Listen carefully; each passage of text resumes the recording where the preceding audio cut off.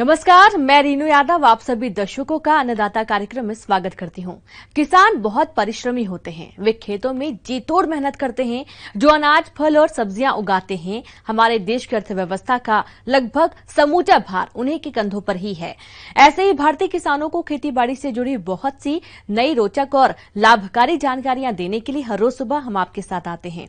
तो चलिए कार्यक्रम शुरू करने से पहले देखते हैं क्या है आज के अन्नदाता। पत्तेदार सब्जियों में पालक की बात करें तो इसकी बाजार में मांग वर्ष भर रहती है, जिससे प्रदेश के किसान भाई बहुत कम दिनों में पालक की खेती से अच्छी आमदनी अर्जित कर लेते हैं। इसी लाभ को ध्यान में रखते हुए जो किसान भाई पालक की खेती करना चाहते हैं, तो वह इसकी अधिक उपज वाली किस्मों का चयन कर बुआई कैसे करें, इस बारे में जानकारी के लिए देखिए यह विशेष प्रस्तुति।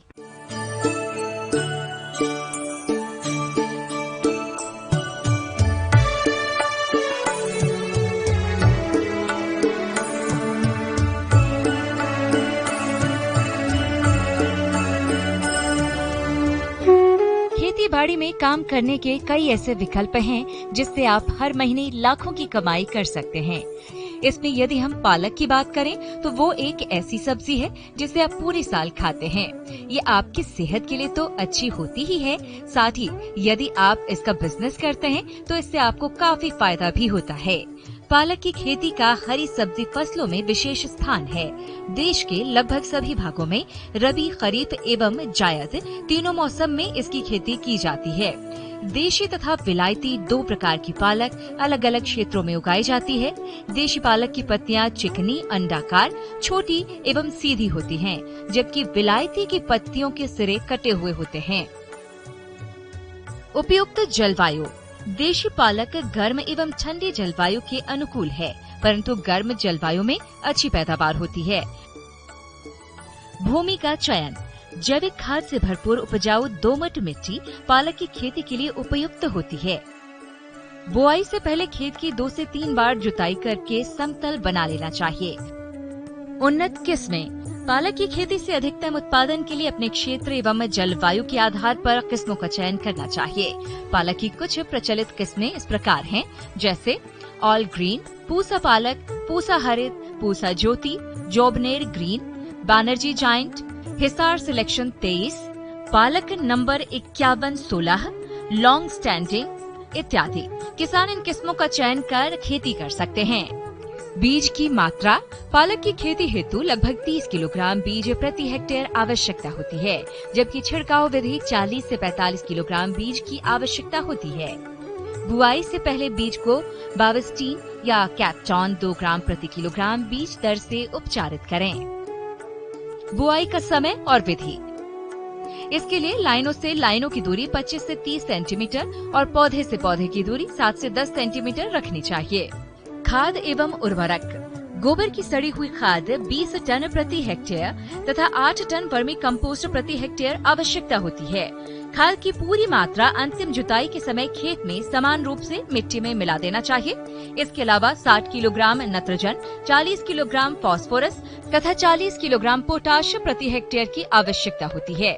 नेत्रजन की आधी मात्रा, फास्फोरस और पोटाश की पूरी मात्रा अंतिम जुताई के समय खेत में मिट्टी में मिलाएं और नेत्रजन की शेष मात्रा को 3 भागों में बांटकर प्रत्येक कटाई के बाद फसल में छिड़काव करें। इससे पत्तियों की बढ़वार अच्छी होती है। सिंचाई प्रबंधन। पालक बीज के अंकुरण के लिए नमी अत्यंत आवश्यक है। नमी की कमी महसूस होने पर खेत की जुताई से पूर्व सिंचाई अवश्य करें। बीज अंकुरण के बाद गर्म मौसम में हर सप्ताह सिंचाई की आवश्यकता होती है और शरद मौसम में 10 से 12 दिन पर सिंचाई करते रहना चाहिए। खरपतवार नियंत्रण। बुआई के 20 से 25 दिन बाद निराई गुड़ाई करनी चाहिए। बाकी खरपतवार के अनुसार करनी चाहिए। रोग एवं कीट रोकथाम। साधारणतया इसकी फसल में रोगों का प्रभाव नहीं होता है। यदि होता है तो बीज को उपचारित करके बोना चाहिए। रोकथाम के लिए 0.2% ब्लाइटॉक्स 2 किलोग्राम प्रति हेक्टेयर के हिसाब से हर 15 दिन के अंतराल पर 2 से 3 छिड़काव करना चाहिए। पालक में माहू, बीटल और कैटरपिलर कीट फसल को नुकसान पहुंचाते हैं। इनकी रोकथाम के लिए 1 लीटर मेलाथियान को 700 से 800 लीटर पानी में मिलाकर प्रति हेक्टेयर छिड़काव करना चाहिए। फसल कटाई। लगभग 20 से 25 दिन बाद पालक की पहली कटाई कर सकते हैं। इसके बाद 10 से 15 दिन के अंतराल पर 6 से 7 कटाई कर सकते हैं। पालक की खेती से लगभग 100 से 125 क्विंटल हरी पालक प्रति हेक्टेयर प्राप्त की जा सकती है।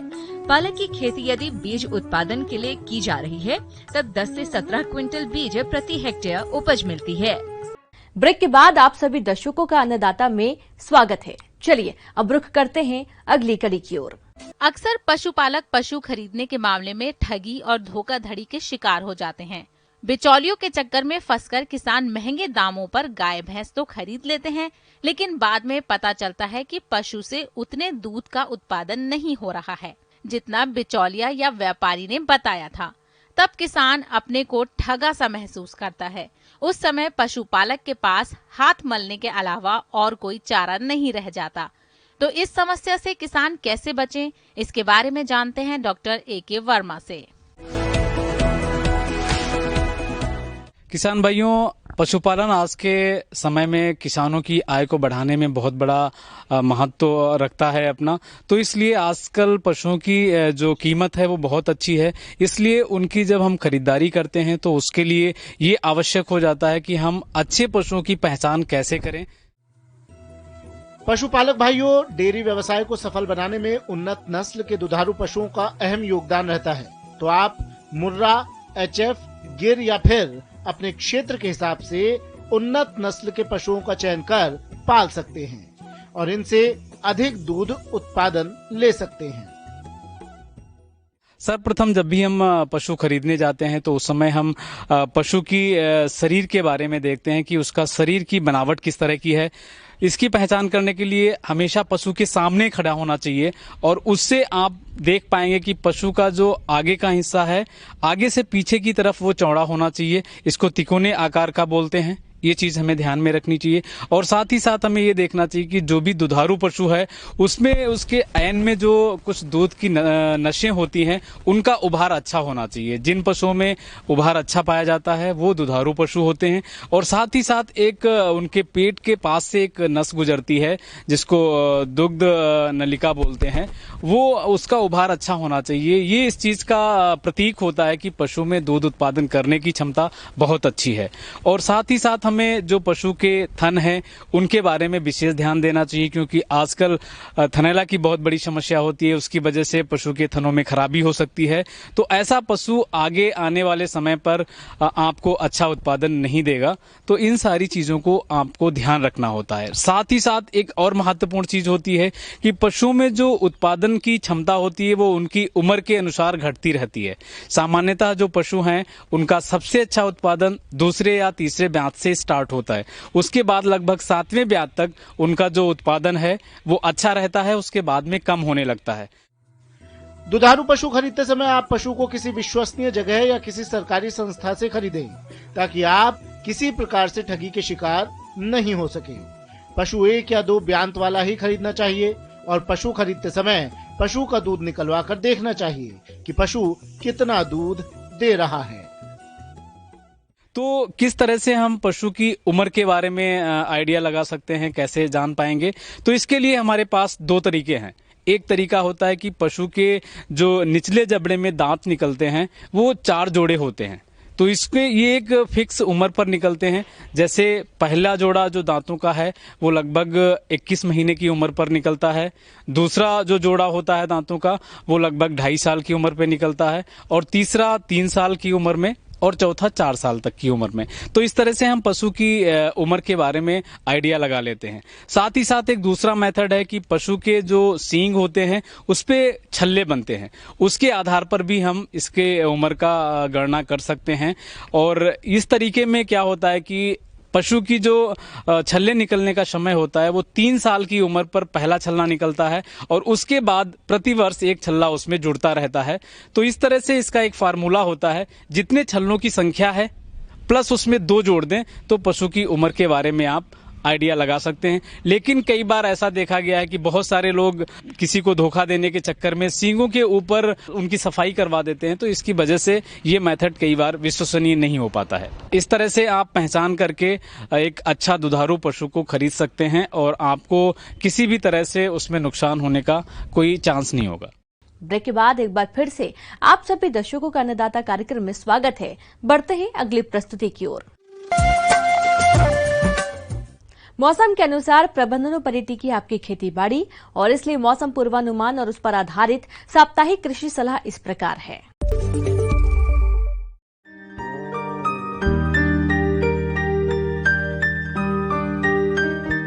भारत कृषि मौसम सेवा एवं स्वामी केशवानंद राजस्थान कृषि विश्वविद्यालय और कृषि अनुसंधान केंद्र श्री गंगानगर द्वारा भेजे गए मौसम पूर्वानुमान रिपोर्ट के आधार पर किसान भाइयों को सलाह दी जाती है कि प्रदेश के जिन किसान भाइयों ने देसी कपास की फसल लगा रखी है, उनकी फसल अभी फूल में गुंडी व टिंडा की अवस्था पर है।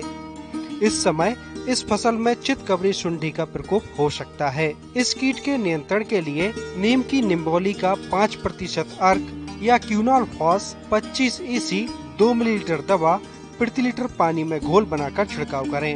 इसी तरह नरमा कपास में सफेद मक्खी का प्रकोप हो सकता है। इसके लिए किसान खेत का सतत निरीक्षण करें और जब प्रति पत्ती पर 10 से 12 सफेद मक्खी दिखाई दें तो नीम आधारित दवा या नीम का तेल 5 मिलीलीटर प्रति लीटर पानी में घोल बनाकर छिड़काव करें। इसके अलावा डाइफेथुरान 1 ग्राम पाउडर प्रति लीटर पानी की दर से घोल बनाकर छिड़काव करें। हरा तेला कीट के नियंत्रण के लिए एसीफेट या डाइमेटोएट 2 मिलीलीटर प्रति लीटर पानी में घोल बनाकर छिड़काव करें। ग्वार की अगेती फसल में रस चूसक कीट जैसे सफेद मक्खी, हरा तेला आदि के नियंत्रण के लिए डाइमेथोएट दवा 250 मिलीलीटर प्रति बीघा की दर से घोल बनाकर छिड़काव करें। ग्वार की फसल में जीवाणु झुलसा रोग का प्रकोप हो सकता है।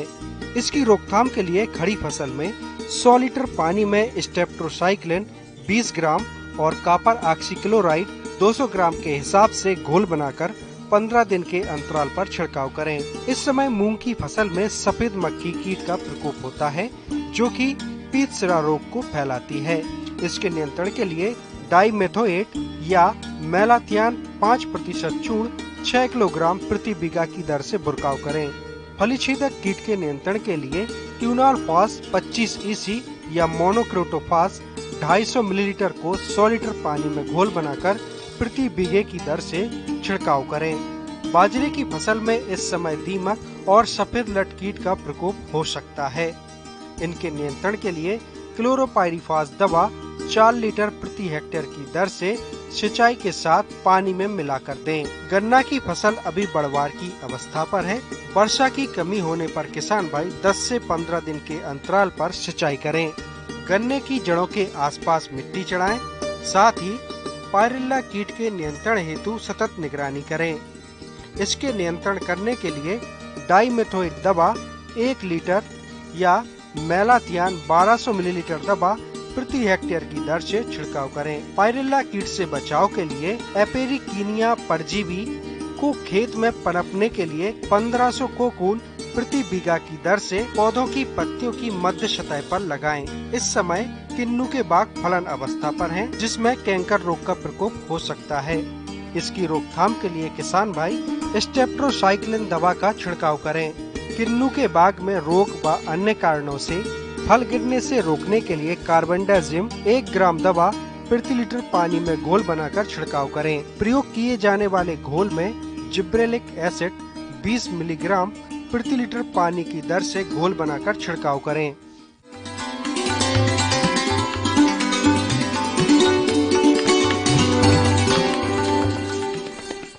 अन्नदाता हेल्पलाइन निःशुल्क फोन संपर्क सेवा के माध्यम से आपके द्वारा पूछे गए प्रश्नों में से 1 या 2 महत्वपूर्ण प्रश्न को हम अपने कार्यक्रम में शामिल करते हैं और इसी के तहत आज का चयनित प्रश्न और उसका जवाब इस प्रकार है। अन्नदाता निःशुल्क फोन संपर्क सेवा के माध्यम से पूछे गए प्रश्नों में से आज हमने जिस प्रश्न को कार्यक्रम में शामिल किया है उसे पूछा है ग्राम बेदिया, जिला जालौर के कृषक योगेश कुमार ने। आप अरहर की फसल में कीट और रोग नियंत्रण के बारे में जानकारी चाहते हैं, तो योगेश कुमार जी आपकी जानकारी के लिए प्रस्तुत है कार्यक्रम का ये अंश। किसान भाइयों, खरीफ के मौसम में हमारे देश के किसान भाई अरहर की तादाद में खेती करते हैं और अरहर की भरपूर पैदावार लेने के लिए इसमें कीट एवं रोग नियंत्रण करना बहुत आवश्यक है। किसान भाइयों, अरहर की फसल को इस समय पत्ती लपेटक कीट द्वारा अत्यधिक नुकसान पहुंचाया जाता है। यह कीट अरहर के पौधों की पत्तियों को लपेटकर जाला बनाता है और उनको खुरच कर खाता रहता है, जिससे पत्तियों का क्लोरोफिल कम हो जाता है और पौधे अपना भोजन नहीं बना पाते, जिसकी वजह से फसल कमजोर हो जाती है और उत्पादन में कमी आ जाती है। इसलिए आप इस कीट की पहचान कर रासायनिक नियंत्रण के लिए ट्राइजोफॉस दवा की 1.5 मिलीलीटर मात्रा को प्रति लीटर पानी के हिसाब से घोल बनाकर छिड़काव करने से इस कीट का नियंत्रण आसानी से किया जा सकता है। इसके अलावा अरहर की फसल में जैसिड और सफेद मक्खी नामक रस चूसक कीटों का भी प्रकोप होता है। यह कीट फसल की पत्तियों और कोमल टहनियों और फूलों से रस चूसकर नुकसान तो पहुंचाते हैं ही साथ यह कीट विषाणु जनित रोगों को भी फैलाने का काम करते हैं। इसलिए आप इनके नियंत्रण के लिए इमिडाक्लोप्रिड दवा की 1 मिलीलीटर मात्रा को 3 लीटर पानी के हिसाब से घोल बनाकर छिड़काव करें। उसमें एक जो कीट है जो सबसे अधिक नुकसान पहुंचाता है, जिसे हम कहते हैं फली भेदक या फली छेदक कीट। फली छेदक कीट है जो फली भेदक कीट है। यह कीट अरहर की फसल में जब फूल आता है तब इसकी तितली खेत के चारों तरफ आप घूमेंगे, निगाह करेंगे तो आपको उड़ती हुई दिखाई देगी और यह भूरे रंग की तितली अंडे देती है और अंडे जो फूल के पास और पत्ती पर दे करके चली जाती है और दूसरे जगह जाकर के फिर दूसरे पौधे पर फिर अंडे देती है। 3-4 दिन बाद अंडों से छोटी छोटी इल्लियां निकल जाती हैं और ये पहले शुरू में रस चूस करके और खा करके थोड़ी बड़ी हो जाती है और इसके बाद फिर जैसे ही फली लगना शुरू होती है और ये फली में अंदर प्रवेश कर जाती है, छेद करके अंदर घुस जाती है और हमारे दानों को खाना शुरू कर देती है, जिससे अरहर की फसल में बहुत अधिक नुकसान होता है।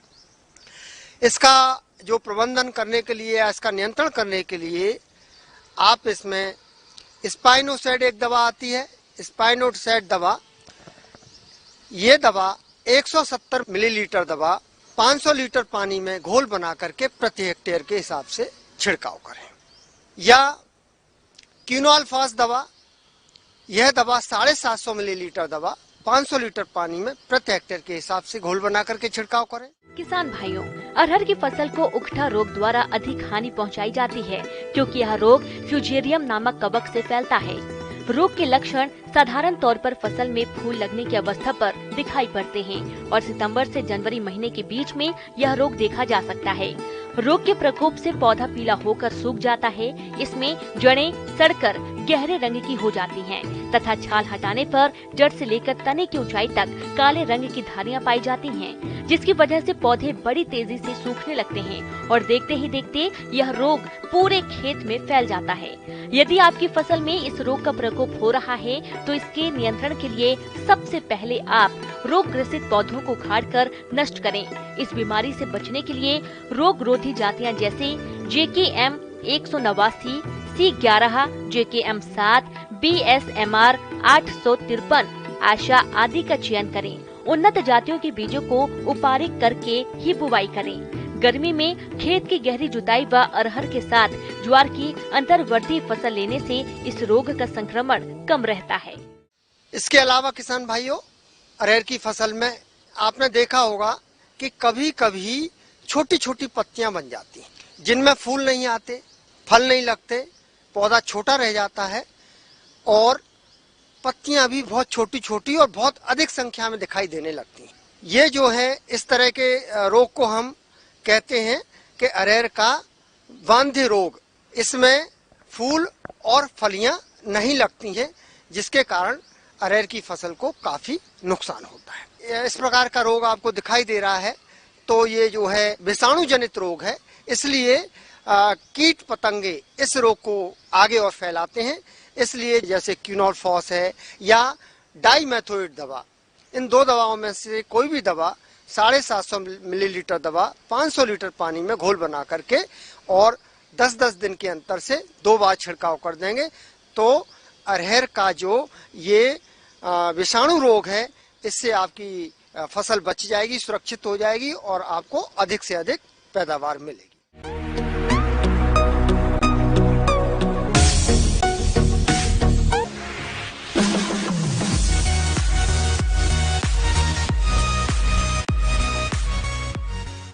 आइए अब एक नजर डालते हैं राज्य के कुछ चुने हुए मंडियों के प्रमुख फसलों के बाजार भाव पर।